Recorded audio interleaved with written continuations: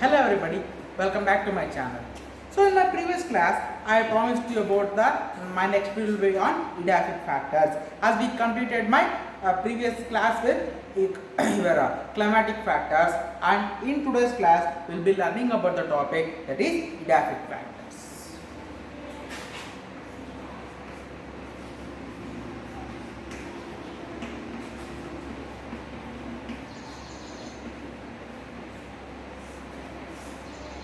So what do you mean by edaphic factors?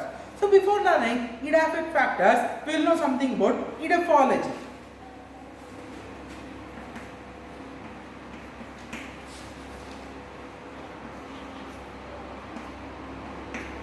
So what do you mean by edaphology? Edaphology is a branch of science which deals with the study of soil. So in this particular branch, we will be learning about how the soil is formed, what are the different layers of soil, how a soil profile should be, what are the composition of a soil, and every aspect related to soil will be learned under this part of science here. That is nothing but your edaphology. Now you have got an idea about edaphic factors. So edaphic factors are completely, it is related to that of soil. So what are all the factors responsible for formation of a soil, composition of a soil, or your soil erosion? All the factors will be discussed under this topic called as what? Edaphic factors here.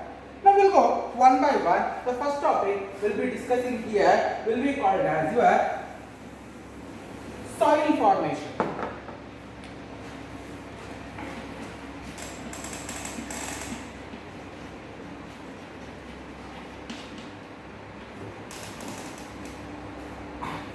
Soil formation. How this soil will be formed? So we have seen, we have got different types of soil, different compositions of a soil, everything we have seen here. But how are these soils formed? There is an important procedure called as weathering of rocks, as we are learnt in our lower classes. What do you mean by weathering of weathering? Weathering is nothing but a procedure where the larger pieces of rocks or boulders will be formed into a fine dust particle called as what? Soil. That's what we are studying in our 9th or 10th classes here. But in an UG level, we have to learn a bit upgraded. We have to be in a bit much better level. So we have three different types of soil formation. They can be given like, one is physical method, chemical method, and a biological method. So soil can be formed in all three methods, that is your physical method or physical weathering, chemical method or chemical weathering, biological method or biological weathering here. So what do you mean by a physical weathering or a physical method? In this way, so when there are huge boulders from the top of a mountain, they fall and they crush to small pieces, and they goes on that crushing or due to activity of any human interference, they may be broken down into a smaller particles that may result to the formation of a soil here. And it's not a short level process. It will not happen in 1 or 2 years, 8 to 10 years, 10 to 12 years. No, it requires millions of years to the formation of your soil here. If a boulder has to be completely converted into a fine material of soil, it requires millions of years here. That's a long procedure here. So if the formation of a soil is from any physical entity, it may be breaking out, clashing with that of other rocks, clashing with that of a huge boulder, this may result. Or when a small stones are found on the land and a huge boulder rolls on it, they may be crushed to soil here. This will aspect for your physical method or physical weathering of your soil. Then we'll go for the second type, that is chemical method. So what do you mean by chemical method here? Chemical method is based on the composition of a soil here. So let's take an example of a volcano. When a volcano is erupted, you can get a huge pieces of rocks that will be of different composition based on the type of mountain on which that particular volcano has erupted there. It may be a metamorphic rock, it may be a sedimentary rock, it may be a igneous rock, and depending upon that chemical composition and the reaction with that of the environment. So let's take an example, a sedimentary rock. When it reacts with that of a water, they form into a different component here. When it reacts with that of heavy heat, they'll get under different type of soil here. Like that, with reference to the components which are found in a rock, they can be formed into various types of soil and they can get weathered also.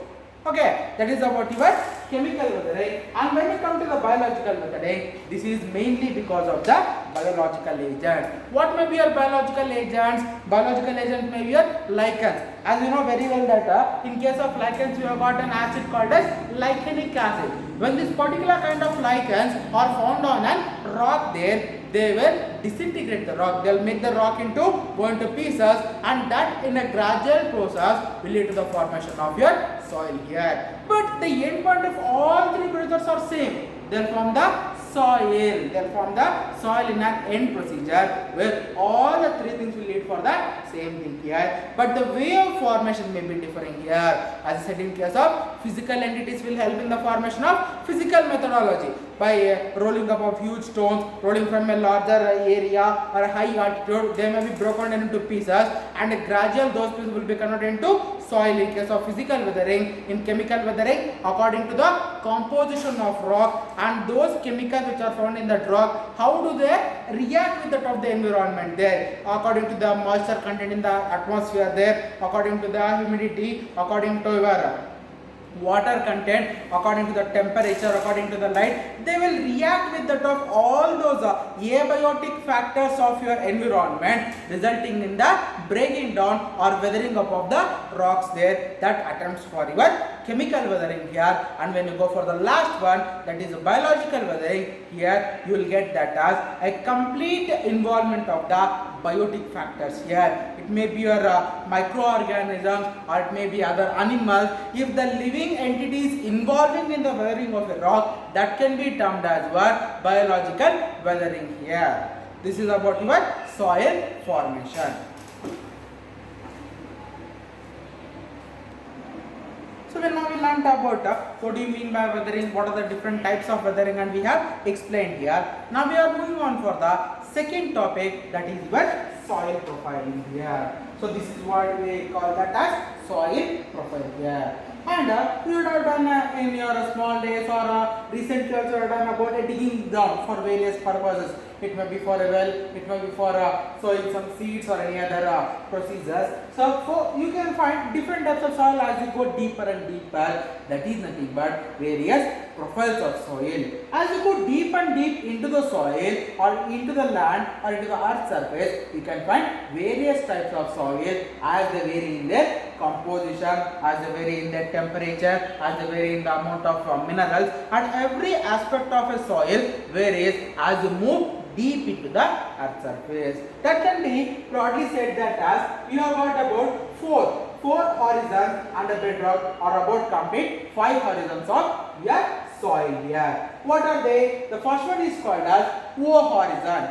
Second one is called as A horizon. Third one is called as B horizon. Fourth one is C horizon, and last one is called as bedrock. This will be the base, and this is the strong region which you can find where it is still in the form of a bedrock only. It is in the rock stage only. This will be the last part which will be found in case of your soil profiling here. So when you come to the O horizon here, it is all about the surface soil. So on a ground, if you go on sweeping the ground with the help of a broomstick, you can see that certain layer of soil will just wash away. By that brooming itself, they will go away. That will be called as your surface layer. The loose soil which is found on the land can be termed as your surface area or surface soil here. They are of literally no use.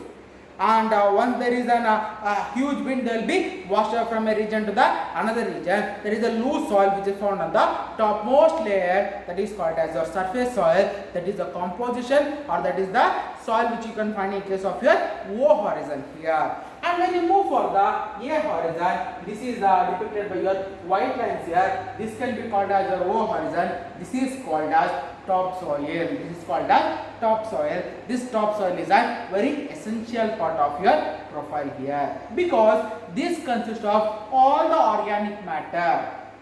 Well, this top layer also consists of certain amount of organic matter that can be depicted as your humus. The O horizon will be also be consisting of your humus, the dark layer which is found as a resultant of all the organic material found in that soil can be called as your humus there, and O is also depicted as organic or organic layer or organic profile, it can be called as. And when you come for the A horizon, it is called as an topsoil layer. This topsoil is immediately next to that of your O horizon. If there is O horizon, immediate next to that of your O horizon will be your A horizon, that is consisting of your topsoil.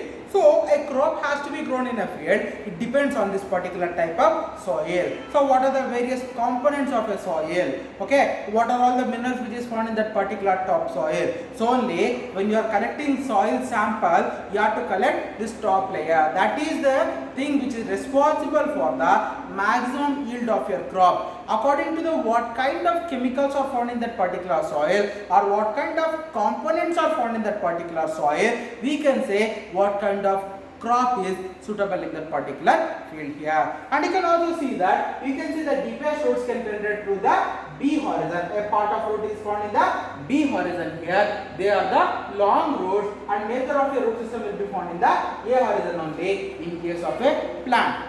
But it differs with reference to your tree.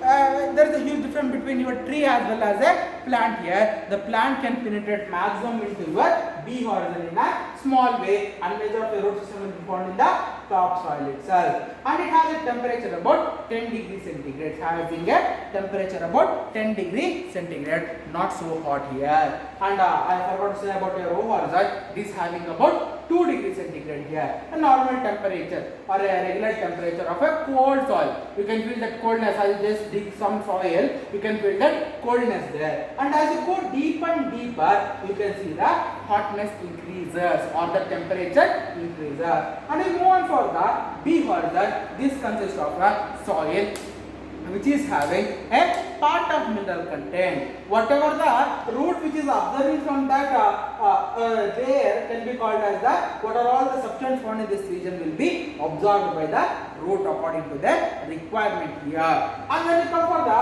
and B horizon will be having a temperature about 30 degrees centigrade here. And when you come for the C horizon, this is having a substrate soil. This soil is nothing but the washed soil. All the minerals, whatever is found in that particular soil will be removed. They will be consisting of no minerals. They will be consisting of no essential components, no organic matter. Nothing will be found in that particular soil. That can be called as elucidated soil also. We can call that as, or washed away soil completely. There will be of no use, and that is found immediately next to the top of your bedrock here. That consists of your C horizon at a temperature of 48 degrees centigrade. So you may have a doubt why it is called as washed soil. Because of the temperature. Just look at the temperature. It is around 48 degrees centigrade. In 48 degrees centigrade, is it possible for any biotic activity to happen?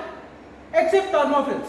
Thermophils are a group of organisms which will live in the high temperature. Except those, no other normal biological factors can happen, or normal biological activity cannot be seen in case of your substrate soil. Hence, this region is considered as your elucidated region or washed away soil. And last part will be a bedrock. This is responsible for the hard setting of this particular crust here. So this is about your soil profiling here. So I'll be ending this particular class here. So once we complete this one, we will be going on for the next topic, that is soil conservation. In case of soil conservation, first we'll learn about what you mean by soil erosion, what are the different types of soil erosion, and how you can counter them. Everything will be learnt in my next video. So please await. And if you like my content, please like my video, share my channel, and subscribe to my channel. And don't forget to hit the bell icon if you like my content. Thank you.